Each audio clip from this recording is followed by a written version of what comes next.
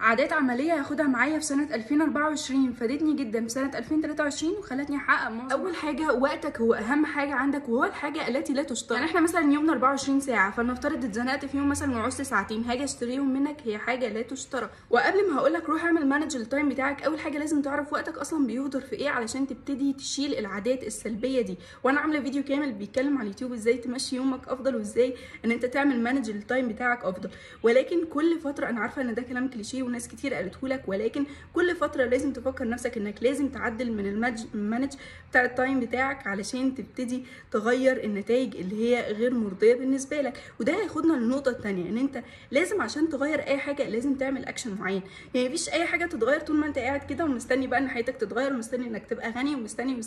لازم تغير من الاكشن اللي انت بتاخدها في حياتك علشان تبتدي النتائج اللي انت عليها تتغير. وده هياخدنا للنقطه الثالثه، وهي ان عشان اغير الاكشنز بتاعتي اي حاجه انت بتعملها كانت نابعه من افكار جواك، فلازم الاول تبتدي تشتغل على الافكار اللي انت بتفكر فيها. وبما ان 90% من افكارنا اصلا بقت عادات جوانا، زي مثلا الناس اللي بتفكر دايما بشكل سلبي، دي لازم تغير العاده التلقائيه اللي هي بقت فيها. وانا عامله فيديو كامل على اليوتيوب برده بيتكلم ازاي نعدل او نغير من العادات بتاعتنا. رابع حاجه معانا، خليك شخص مرن اكتر وقادر ان انت تواجه المشاكل بتاعتك.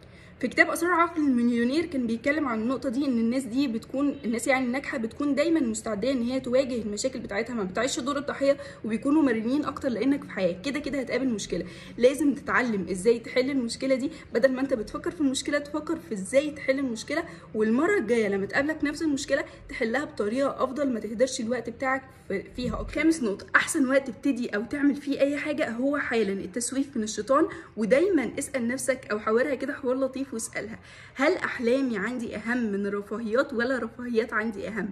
فكر نفسك دايما بحلمك واسالها دايما السؤال ده لما تيجي مثلا تسكرول على التليفون وتسيب المذاكره بتاعتك. واعرف دايما ان التعب، الانشغال، وان انت تنام مرهق جدا من كتر الشغل بتاعك احسن مليون مره من ان انت تنام زهقان من كتر الفراغ والملل اللي عندك. سادس واخر نقطه، اعرف ان اي حاجه قادر ان هي تتغير لانك في حياه، والحياه اصلا فيها تغيرات كتير.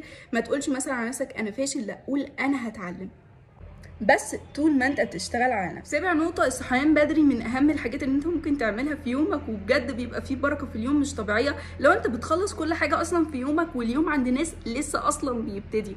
فحاولوا ان انتوا تصحوا بدري. انا من الناس الاهليه، الناس اللي بتحب تصحى ان هي تذاكر بالليل وكده، ولكن لما جربت الموضوع ومشينا على سنه الرسول عليه الصلاه والسلام ان انا انام العشاء واصحى على اذان الفجر، بجد الموضوع اتغير جدا واليوم بتاعي بقى فيه بركه مش طبيعيه. تامن واهم نقطه، ساعد قدر المستطاع. طول ما انت في ايدك مساعده، حتى لو كانت مساعده بسيطه، مساعده في العلم، مساعده بالفلوس، مساعده ايا كانت ايه هي، صدقني لما بتساعد الناس ربنا بيكرمك كرم مش طبيعي. ده غير ان انت برضو بتستفيد، بتكتسب طاقه كويسه، وبتكتسب برضو لو انت مثلا بتشرح لحد معلومه فانت اكتسبت خبره برضو وزياده لمعلوماتك.